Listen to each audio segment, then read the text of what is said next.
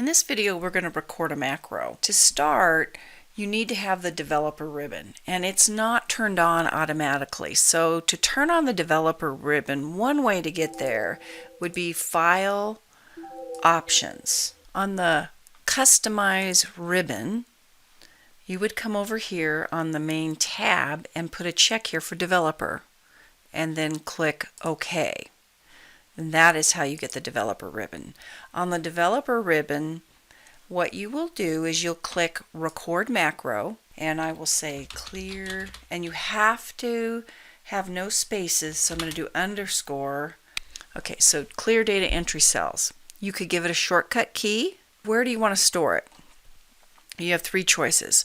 The personal macro workbook is a locally stored template that would store your workbook, and you would have access to this macro in all your workbooks. You can store it in the workbook you are currently working in, or in a new one. So we're going to choose this workbook, and I encourage you to type in a description for what that workbook or for what this macro is for. And I'm just going to put ...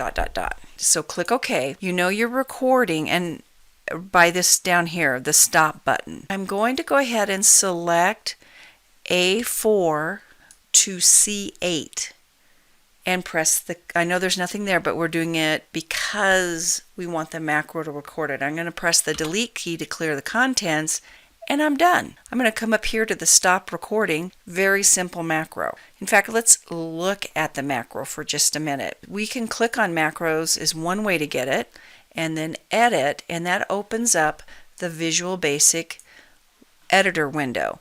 And here were the comments that I typed in, and basically it says select the range, literally A4 to C8. It's an absolute cell reference, and it says clear the contents of that selection.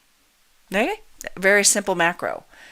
So I'm going to close the Visual Basic editor window. I'm going to put some data in there. So now if I want to run that macro, I can click on the developer ribbon, the code group, click on macros, and then run it, and I just cleared that. Now to make it a little bit easier, insert, and let's just start with a command button.